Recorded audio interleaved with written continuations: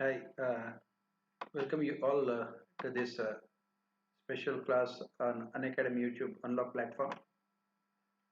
So, from today onwards, or the next 12 days or so, we will be discussing the general studies papers of Over 30 million this users year. have already lost 1 The, crore kgs. Download Happify Me and start. we'll be discussing or the next 12 days onwards the general studies papers of this year's main examination. We'll be discussing general studies uh, essay paper, polity governance, and ethics papers. Before we start our classes, let us look at the courses that are offered on an academy platform. As you can see it on your screen here, uh, a resolution to crack UPSC CSE 2023 introductory offer, extra 10% off and 3 months free extension, 18 months combo. It is only with the RAW 63.60,898 rupees only. This is valid only till 12th of January, right? And additional benefits include books, 3 months extension and test series. And these are all the top rankers, as you know. All of them are the top rankers in this year's main examination. These are all top rankers. Then these are the batches that are starting from 12th January. Mission 2022, Expedition 2022, Mission 2023, and Expedition 2023. And these are all the optional courses that are being launched on an academic platform in this month, including political science, international relations, economics, PubAd, history, sociology, geography, PSAR, philosophy. Then this exam is over, UPSC CSE come back. And these are all the benefits that you'll get out of an academy. You have live mentoring, study planner, open house with educators, right? And these are all the benefits you'll be getting. Let us go to the topics that we have to discuss. I said, is it a low voice? My voice is low.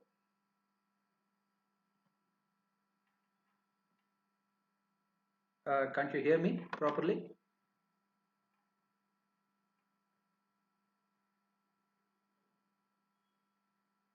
Can you hear me or not? Is it okay? Okay, fine. Let me check. My speakers are 100%. I think it should be fine, right? It should be fine, right? So, as all of you know, the questions that are being asked this year, the essay topics, these topics are definitely not what students are expecting in general. Most of these topics are have philosophical tones, and obviously students found it difficult to answer these topics. Let us, those who have attended our previous years discussions of essay papers, they must have found it easy, or those who have attended our ethics classes also must have found it easy, because most of the topics we have discussed in our ethics classes also. But this year the topics are such that it requires a little bit more specific understanding of the statements that are given here. So let us start with them. I will take up the most difficult ones. This is the topic that you can see it on the screen, which students found it difficult, right? While I am discussing this topic, you can always ask questions. Any kind of questions you can ask, because it is about understanding that can really make you write good answers, right? You can always ask questions. You can always ask questions as we discuss these topics, right? So 8 topics are normally, as you know, section A and section B, UPSC gives 8 topics, out of which you have to answer to selecting one from each section. And almost this year, all these 8 topics are either related to philosophical or mostly literature topics. That is where I think students are also finding it a little bit difficult. So let us start with this topic, considered to be very difficult by the students.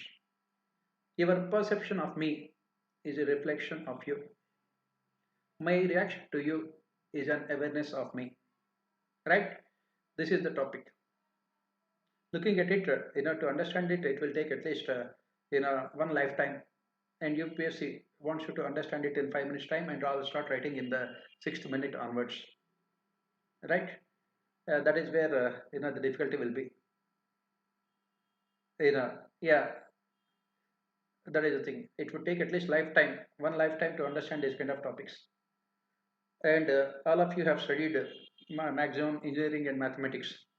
The only perception you have is only the only perception you have is only the computer screen in front of you. Beyond that, you don't have any kind of perception about yourself, right? That is when suddenly these kind of questions are asked. To start with this topic, right? You know, yes, uh, Buddha, it does not take a lifetime to become a philosopher.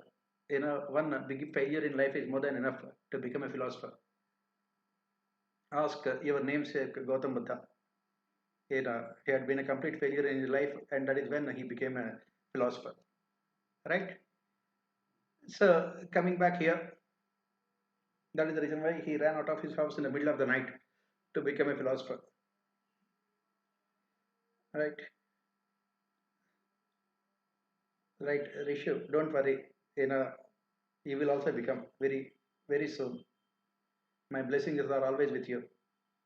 My blessings will always be with you. Right? Before starting this topic, let us start with some kind of interesting story. These kind of topics can be tackled with interesting stories only, right? Your perception of me is a reflection of you. Let us try to understand this one, right? uh,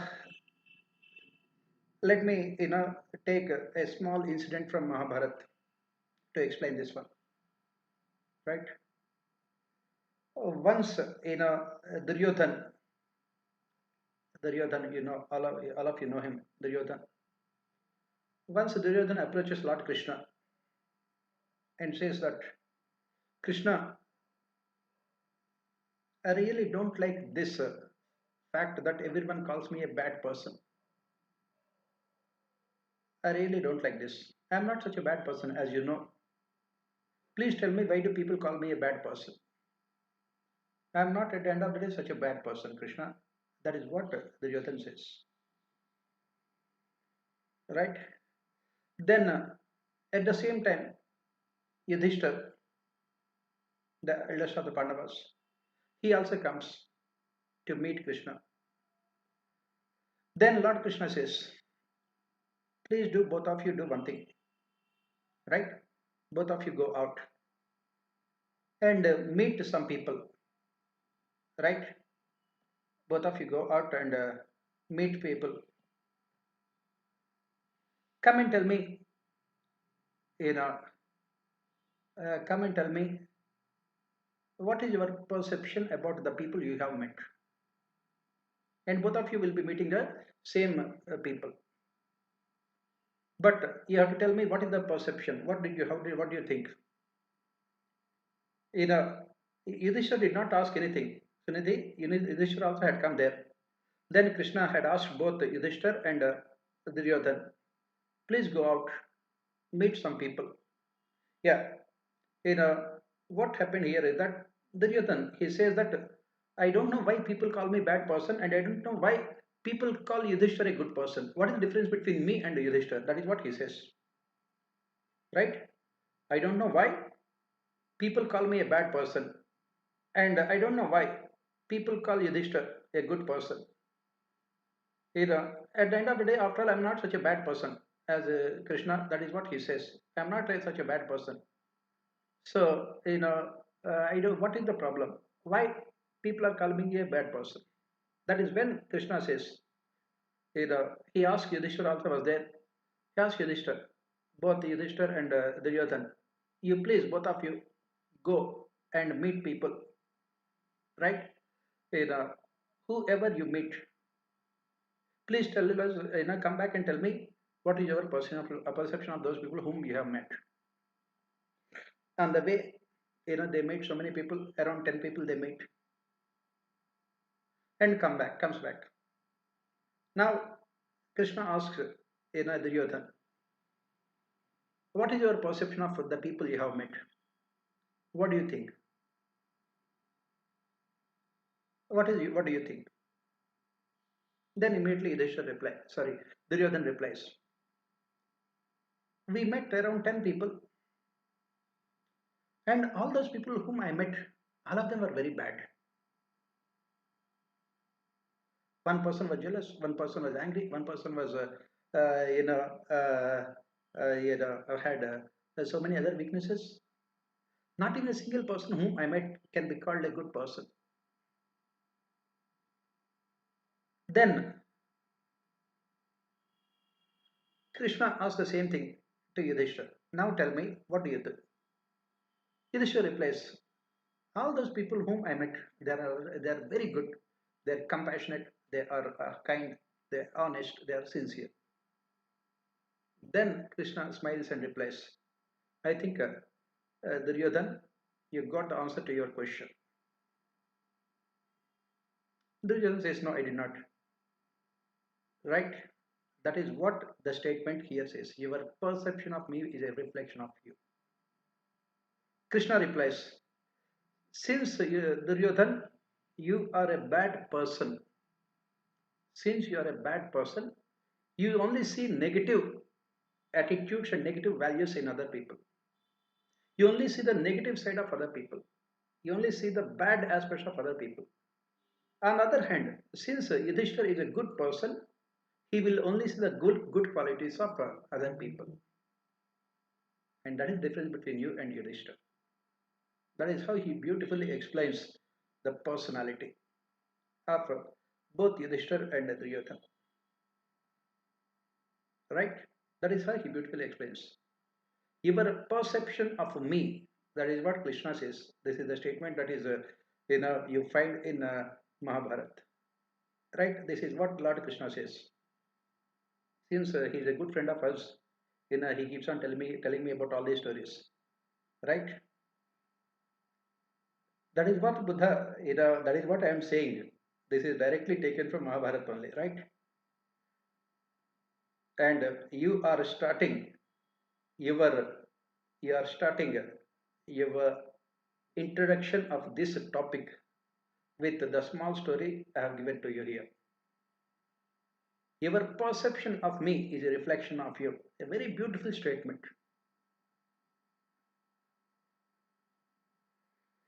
So Nidhi, that is where I look at your innocence. When the above God is there in front of you, why do you require the lesser gods? Right? Sunidhi, I will give you his number, no problem. I have absolutely no problem. I will give you his number. But he will say that please contact my guru. Right? So again, anyway, you will come back to me. Right? So what is the point? Right? So this is what the first part of the statement. Your perception of me is a reflection of you. Very beautiful statement. Right? How you perceive the rest of the world, that is what the statement says. How you look at the rest of the world is nothing but your own reflection, right? How you perceive the rest of the world, right? Your perception, your understanding of the rest of the world is nothing but your own reflection. If you are a good person, You will see good in others. If you are a bad person, right? You know, you know, as I said, Anurag, whenever you have these kind of interesting incidents, you can always quote them. That is what I am saying, right? And Abhishek, this is not a story. This is a part of Mahabharata, right? That is what I always say. You must have in-depth knowledge of our epics, Ramayana and Mahabharata. We don't know whether it actually happened or not. You don't know whether we actually happened or not. But what is the lesson of this story? You know, what is the lesson of the story? The lesson of the story is that how we perceive the rest of the world, how we perceive, how we look at the rest of the world is nothing but our own reflection. Is nothing but our own reflection. Aurangzeb, you know, take the case of Aurangzeb. He could never see goodness in any other person. Why? Because he was a bad person. He killed all his brothers. Why? Because he thought that all his brothers were like him. They were also trying to disrupt to power, positions of power by killing others. His eldest one, he was not in favor of this. He was mostly of a mostly like a philosopher only. But right, you know, but he thought that everyone was like him only. Everyone was trying to stab him. Everyone was trying to backstab him. That is, he went on killing others. Why? Because that is what our perception. That is what our perception, right? That is what That is what our perception. At the end of the day, you know, if we see the world through the lens of goodness, which we have in our heart, everything looks very, very good for you. I'll give you one more example. People, we can see, how this perception can play a very important role. Take the case of Mother Teresa. She has helped so many people. You know, she came to the rescue of so many people, destitutes, children, and everyone else. Right? Some people, think that she has done it for, propagating Christianity. That is what it is all about perception, right? It is all about perception, right?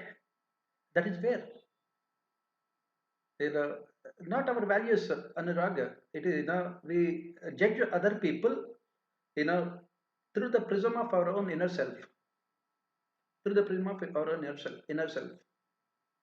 That means what I am today is what that will be seen by me through my eyes, right? The world that I see in front of me is nothing but my own reflection. The world that I see in front of me is nothing but my own reflection, right? You know, I get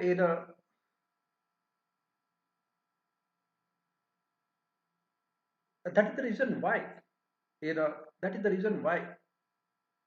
You know, what we must do is that there are. Please remember, I will come out with similar explanation for most of the essays. Please remember, I will come out with similar explanation most of the essays. All the philosophical essays at the end of the day talk about only one thing: purifying our soul, purifying our thought process, purifying our own inner self. That is what the essence of human life. That is what is called attaining divinity. That is what attaining divinity, right? If we can clean our conscience of negative thoughts, if we can make ourselves what we call universally lovable, then what we see in front of us will always be good. Will always be good. We can see the goodness in others. We can always see the goodness in others. We can always make others see their own goodness also. That is how we can change the world. That is what Gautam Buddha has spoken about it. And that is what Jesus Christ has done. Jesus Christ did not see anything bad in others. When even when Roman soldiers were beating him severely, causing huge amount of pain to his body, he still was smiling. He still was you know, uh, considerate to them. That is what happens. Why? Because when you are a good person, you don't want to see anything bad in others. And then come to the second part of the statement. Come to the second part of the statement. It says, my reaction to you, my reaction to you is an awareness of me. Again, what is this one? How do I react? You know, you know, how do I react to your actions? How do I react? How do I react to your to your actions and everything? That is nothing but you know it is nothing but my own awareness of me. My reaction is nothing but my own awareness of me. If my awareness is limited to the fact that you know you are a bad person, my awareness is limited to the fact that whatever you are doing is only for your own selfish motives. My awareness is limited to the fact that I believe that you cannot do anything good for others, and my reaction will be the same. My reaction will be the same. I will always think negatively about you. I will always think about how to damage you, how to destroy you, how to kill you, how to cause harm to you. This is where our personality is ultimately defined. Again, I gave the example of the Duryodhan. I gave the example of the Duryodhan, right? All through his life, it is his ego that has come always all the way in his own perception of the things. Highly egoistic person. Highly egoistic person, right? I just give you an example here again. Please remember, these examples you cannot write. I just want you to understand the things here, nothing else. No ulterior motives here. It is said that our prime minister, after reaching the airport in Punjab, it is reportedly said that he has made this sarcastic comment. I want to thank your chief minister for letting me go alive, from this place. That is what his reaction. Why? Because you believe that all your opponents are only out to kill you, or out to destroy you, and that is how you react also. That is how you react also, right? That is the reason why we could be a politician and a prime minister, but not a great human being. That is the difference. And take on the other hand Mahatma Gandhi, right? Take the case of Mahatma Gandhi. Mahatma Gandhi beautifully said that he was against the British rule, the exploitative nature of the British rule.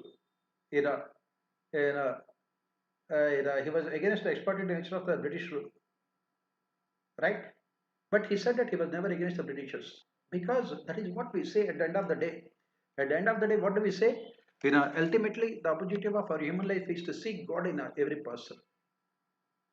That is what we studied in our ethics paper also. That is what we say in Advaita. Advaita. For example, even if we are bad, we don't want to acknowledge the fact that we are bad people. We try to conceal our personality. We try to hide our personality. You know, we don't want to, others to know that we are bad. On the other hand, we always try to find weaknesses and faults in others. That is the reason why it is said that in Christianity, before reforming others, reform thyself. Reform yourself before reforming others. If you are able to see something bad in the outside world, it means that that bad is there within you only. And my reaction, in fact, my means here, when I say talk about in the third person, even your reaction will nothing but your awareness of me. That is what, right? That is where the thing here is, and that is where you find conflicts. That is where you find so many wars. That is where you find so much of disturbance in this world.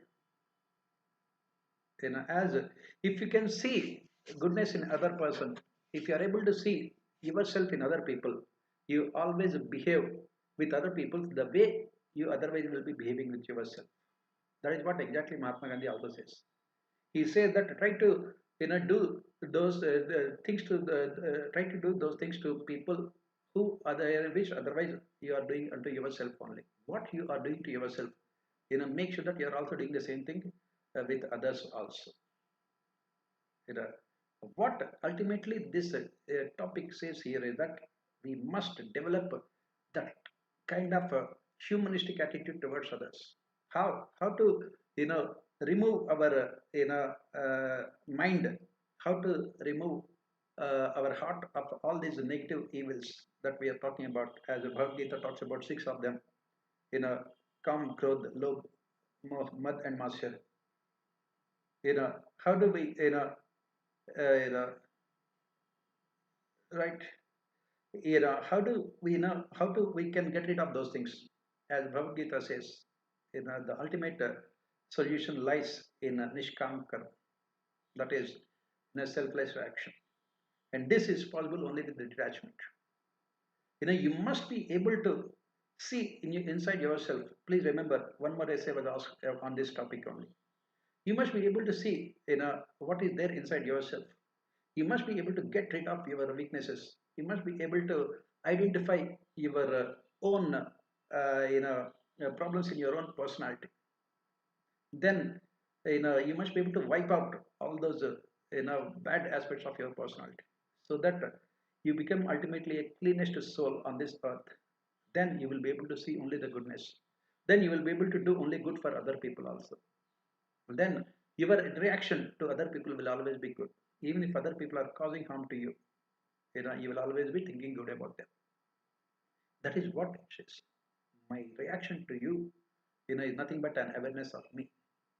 That means if I know what kind of a person I am, if I know, what are my strengths and weaknesses, yes,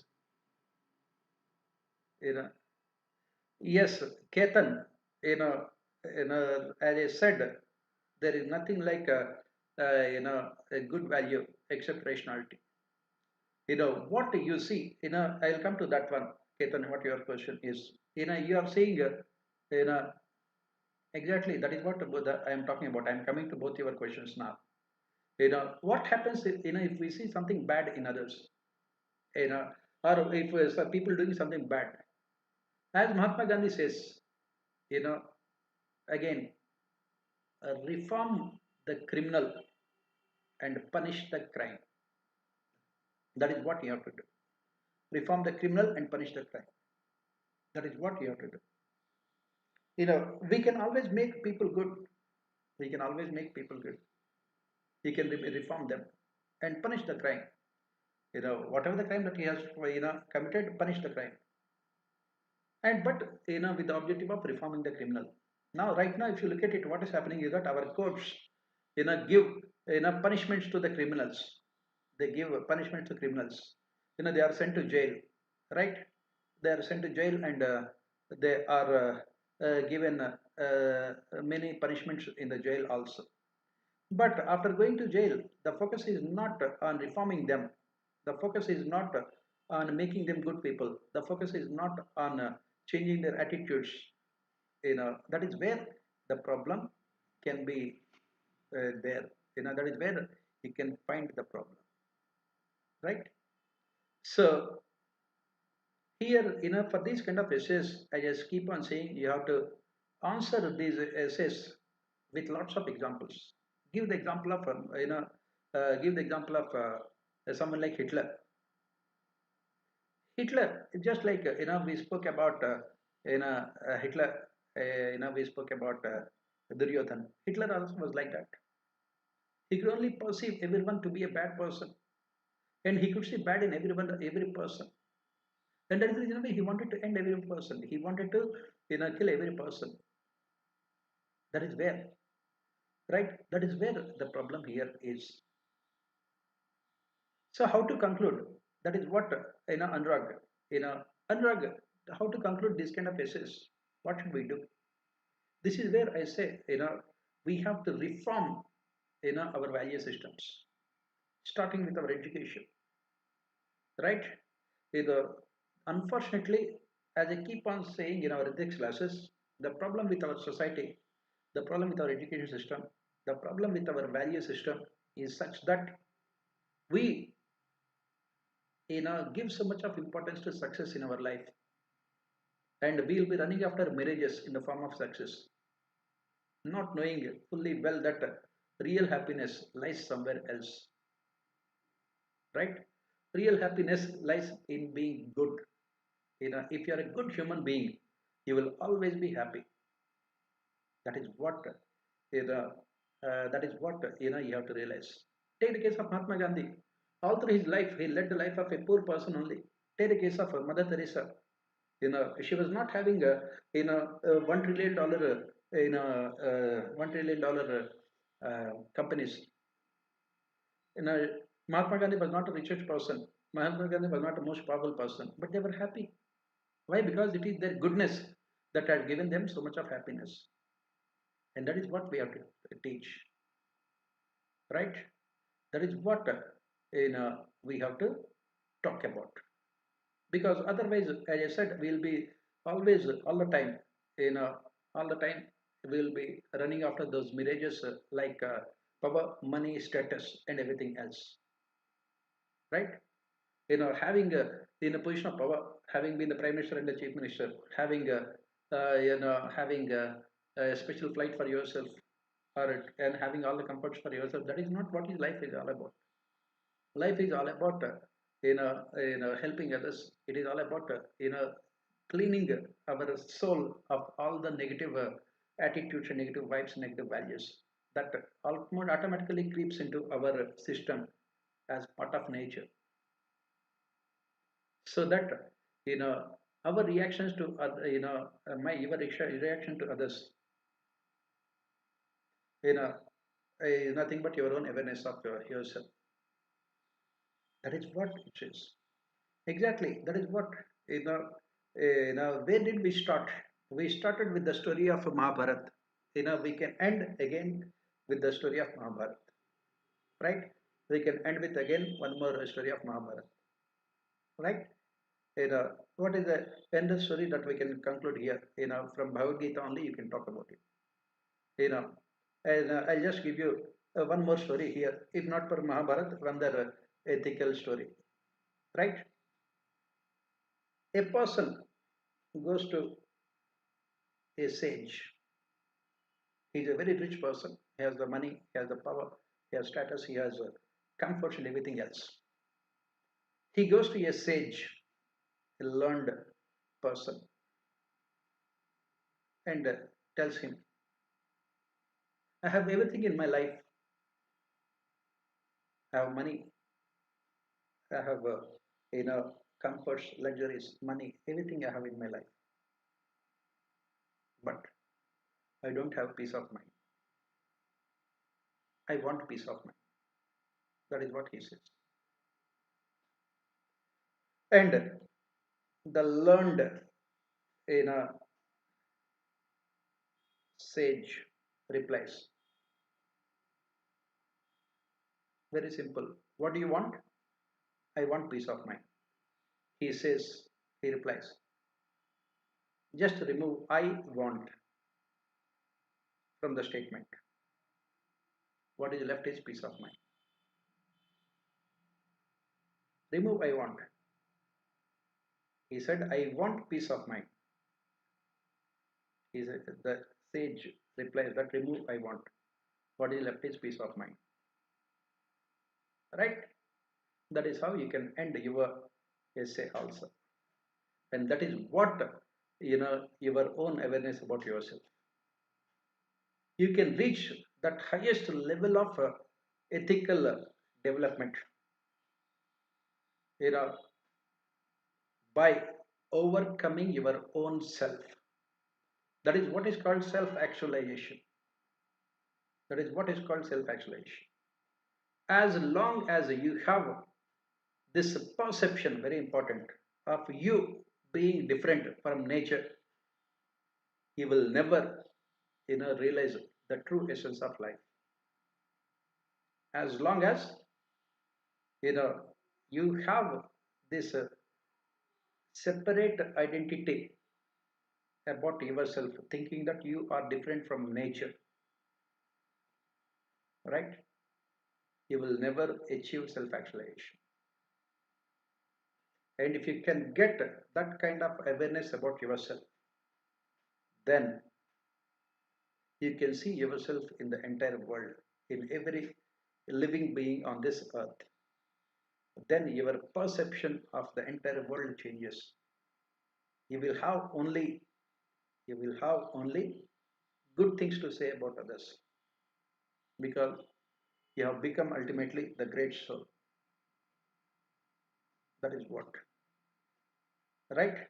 This is what you have to write for this type of essays. Anurag, uh, Anurag, there is nothing that you can do. What you have to do is that you have to learn. You have to learn. You have to you know develop knowledge, more knowledge. That is what you have to develop more knowledge. There is nothing like developing skills, right? You have to do it as a continuous process, continuous activity. That is what you have to do. You need little bit more understanding, little bit more hard work, right? That is what it is. So if you have any kind of doubts about what I have about what we have discussed, you can ask me about this topic that we have discussed. If you have any doubts, you can ask.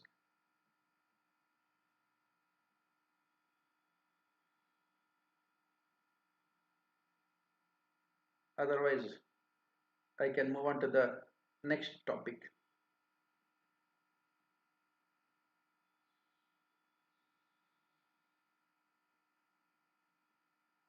right?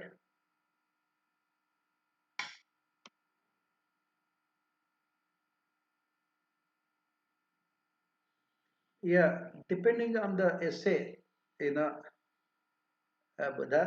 depending on the topic, you can choose the starting point.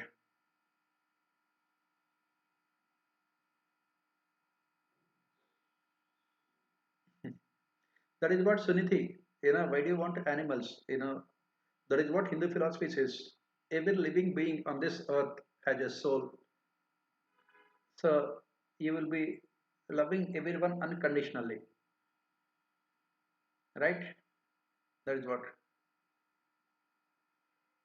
unconditionally. It is all about understanding them. That is what you have to remember, right?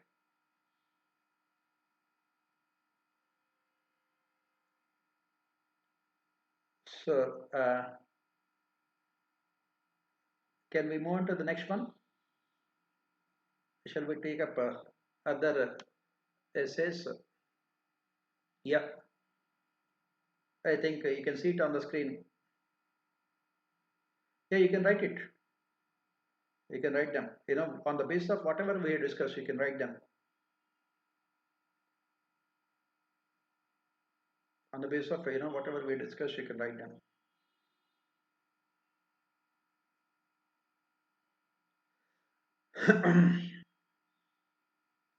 Take up this essay.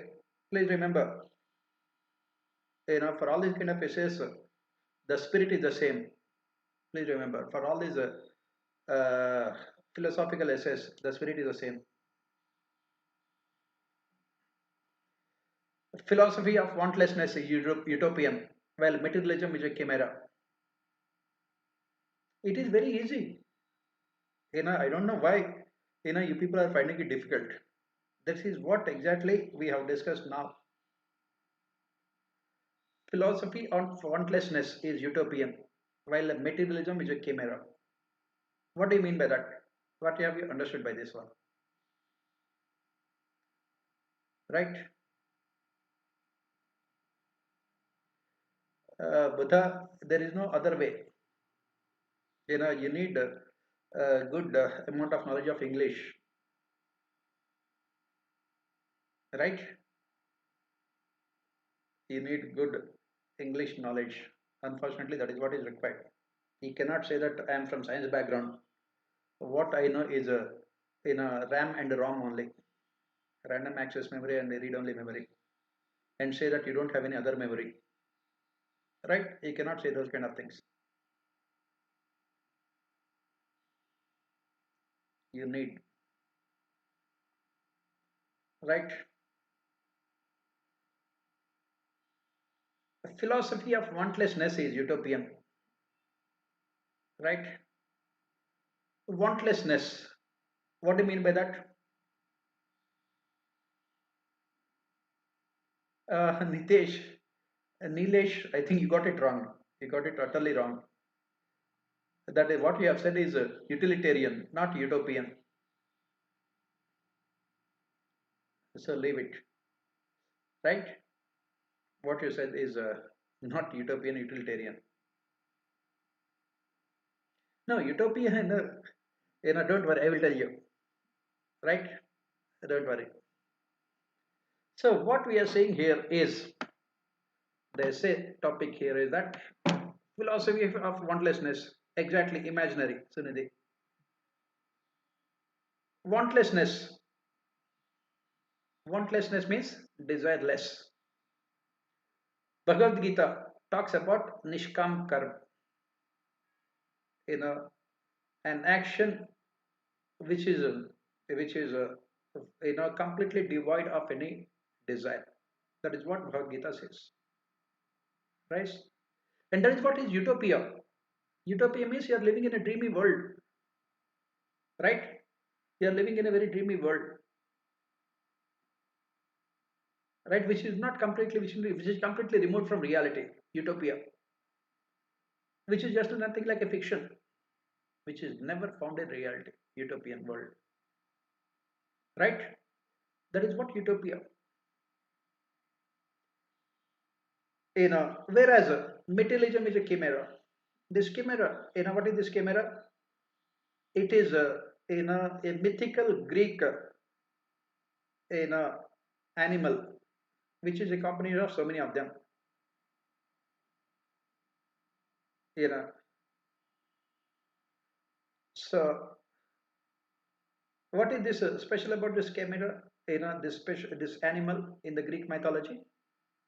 It is a combination of lion. It is a combination of all the other animals that you find in forest, right?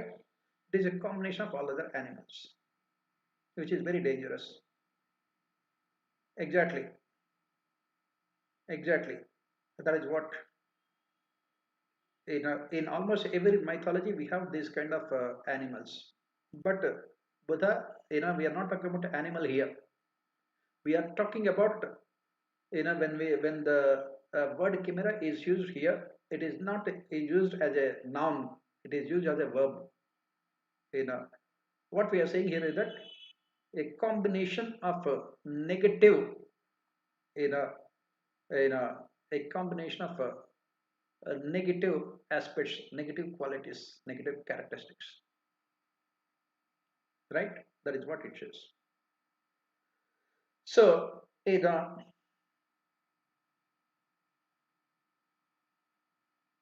this philosophy of desirelessness is completely idealistic, while materialism can be destructive in nature. That is what, if you have to put it in simple English, the philosophy of wantlessness is completely idealistic, while materialism is a destructive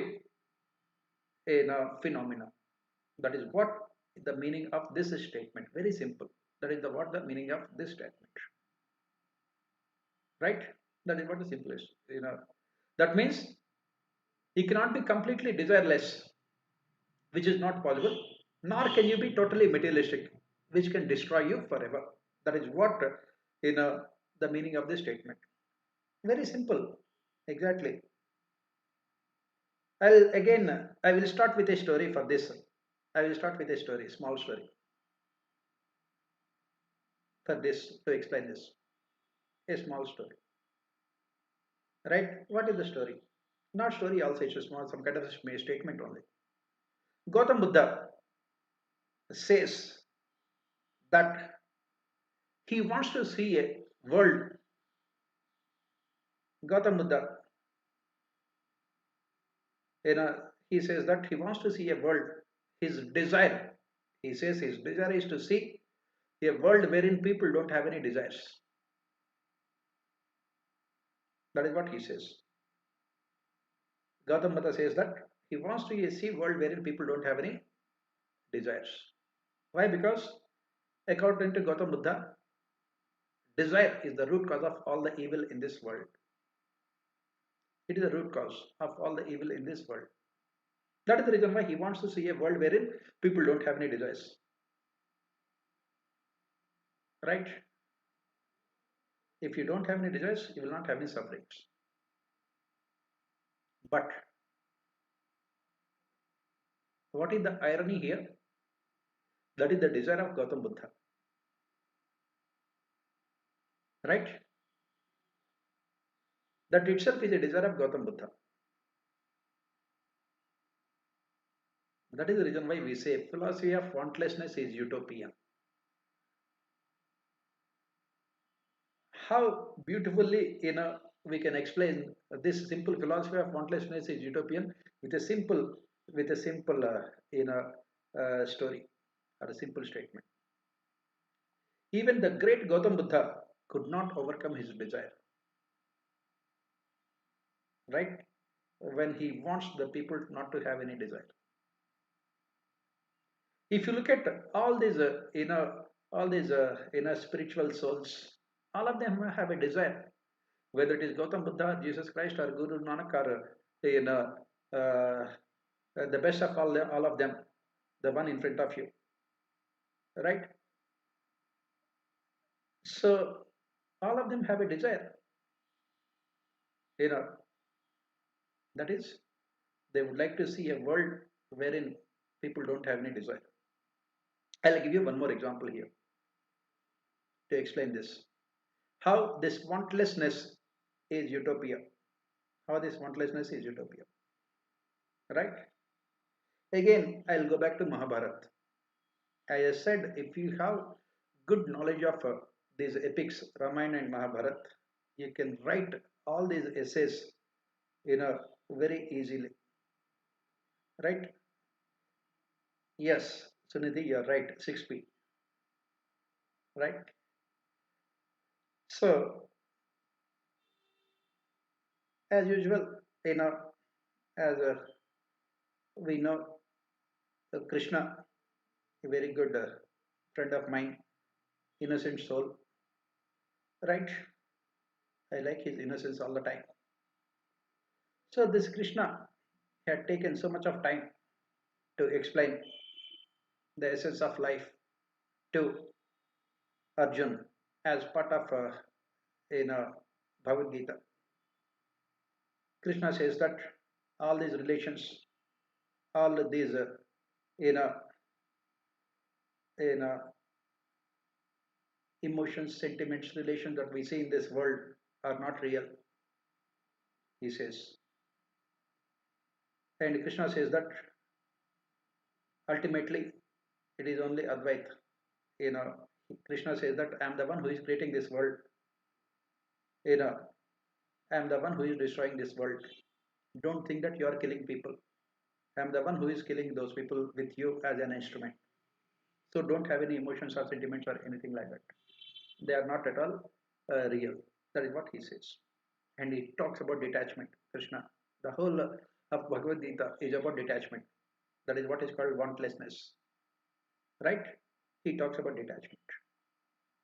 He says that you must detach yourself from all the desires, all the relations, all the emotions, all the feelings, all the sentiments. And Krishna, as part of Bhagavad Gita, also says the learned people, knowledgeable people, will never cry over the death of their loved ones. Why? Right? Why do the learned, knowledgeable people will never cry over the death of their loved ones? Krishna says that they know that the soul has reached, their soul has reached the divine soul.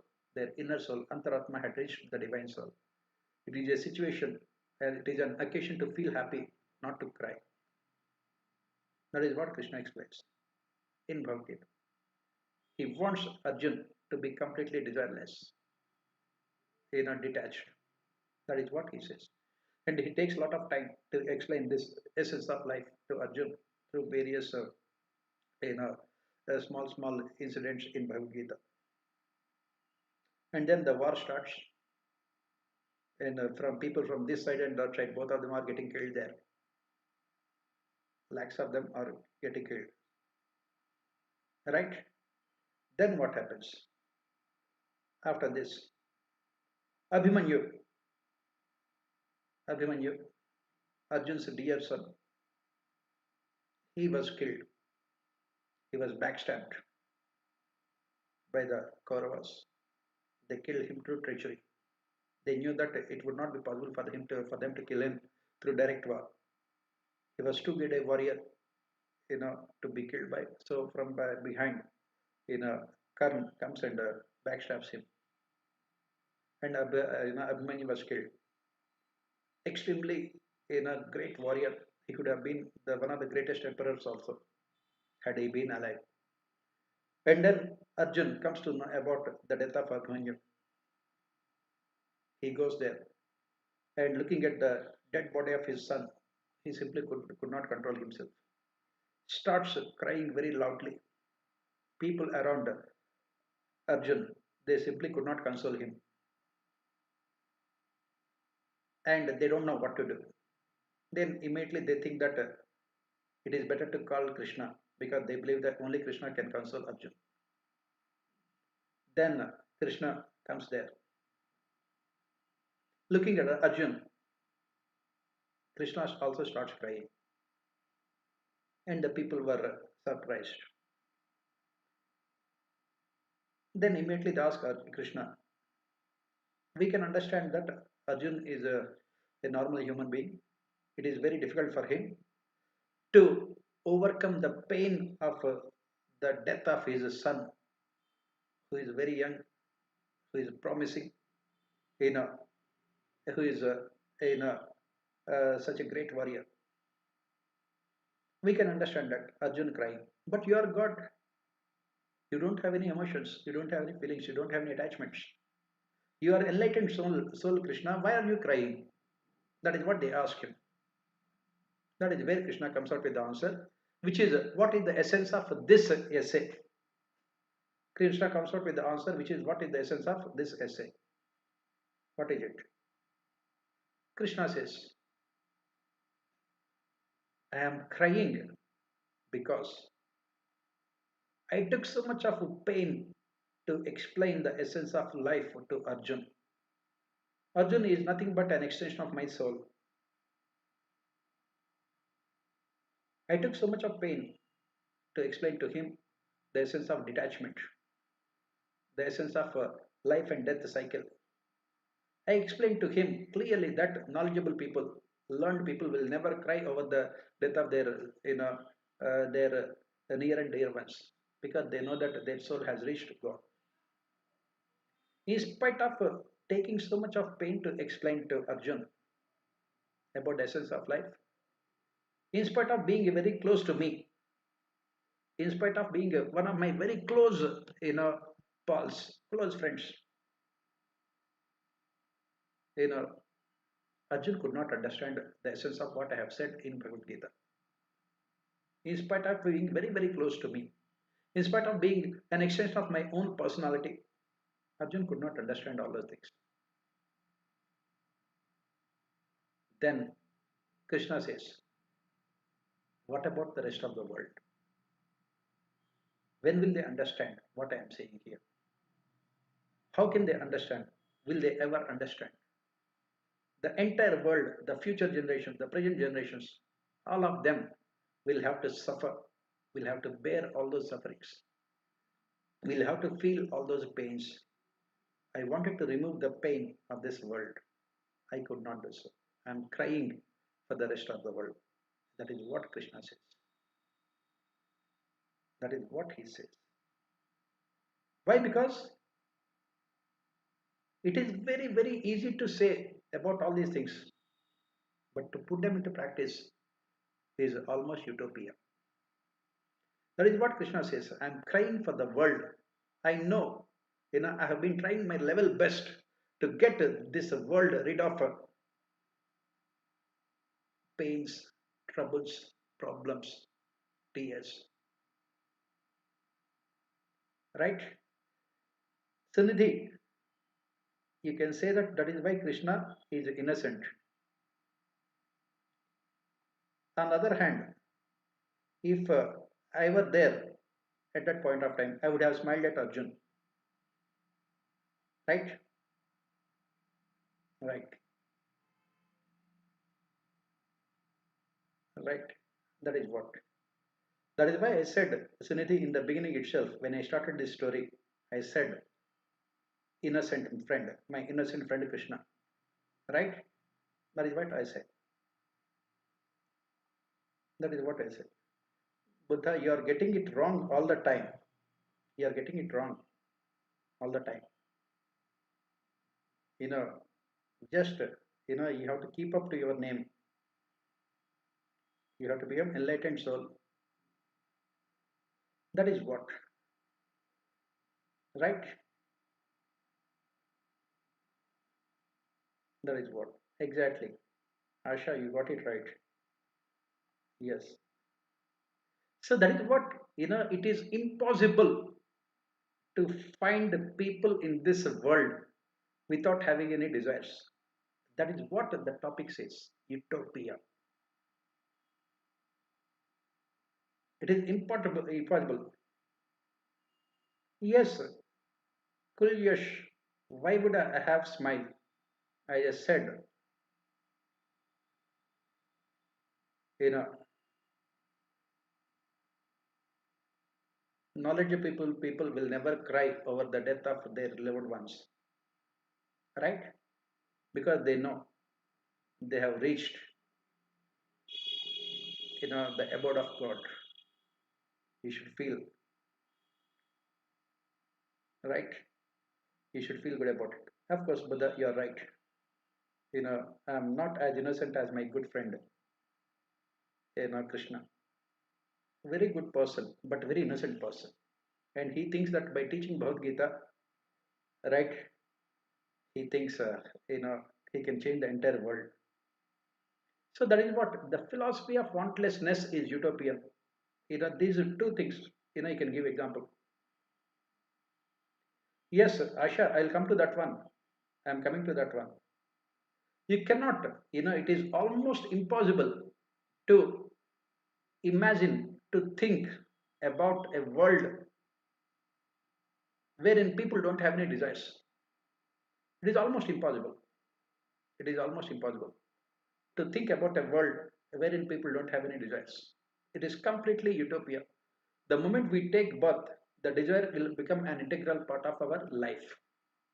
The moment we take birth. Right, Rahul? Every day, every day of us starts with a desire. Morning. Every day, you know, 24 hours we want something. Rahul, you want to get into civil services. That is a desire. You want to be happy. That is also a desire. Want to be happy is also a desire. Right? You know, at the end of the day, it is the desire within us that really makes us, you know, that really makes us work hard also. Capitalism, please remember, capitalism always works on desire. If you know uh, take the case of Albert Einstein, if he had not that kind of desire to find out about the essence of the nature, he would not have come up with those life changing, world changing laws, or for that matter Newton, or for that matter all those scientists, all those you know great souls. You need to have the desire. Exactly, Sunidhi. You know to uh, you know to become a self-actualized person itself also is a desire. To become a self-actualized person is also itself is a desire, right? Unless you have the desire to become a self-actualized person, you will not become a self-actualized person. If you become self-actualized person, then you will be overcoming your desire. Please remember, look at the irony here. You know, who is a self-actualized person? A self-actualized person is a one who does not have any desires. And how can you become a self-actualized person? Exactly, theory Z, right? You know, how can you become a self-actual person? Only when you have a desire to become a self-actualized person, right? Look at the irony here. So, philosophy of wantlessness is utopia, right? Philosophy of wantlessness is not to have any kind of desire in life is also a desire. That is what we are trying to say here. Not to have any kind of desire in life is also a desire. That is what we are saying here. So that is the reason why philosophy of wantlessness is what we call utopia. You know, even the great Vivekananda, he wanted, the world to be good. The great, you take the case of Gautam Buddha, even Jesus Christ. Take the case of, all these social reformers. Guru Nanak. What is common to all of them? They desperately wanted to see a world wherein people, don't have any kind of desire, wherein people work in a desireless manner, right? Unfortunately, that is the desire on their part also. That is what we say here. I think the time is up for today. It's already 6 o'clock. So what we will do is that we will continue with these things tomorrow, right? We can continue with them tomorrow, right? Tomorrow we will continue with these topics, and we will go to other topics also. Tomorrow I'll come to the second part of it, right? So tomorrow at the same time, obviously, Buddha, I will not be leaving it. I know all of you have a desire. I will fulfill your desire so that you can become desireless in the future, right? I will fulfill your desire so that you can become desireless in the future, right? Tomorrow we'll continue with this topic and we'll go to other topics also. And tomorrow we'll be meeting at the same time, 6 o'clock, 5 o'clock, right? Till then, take care of yourself. That is also a desire on my part. Take care of yourself. That is also desire on my part, right?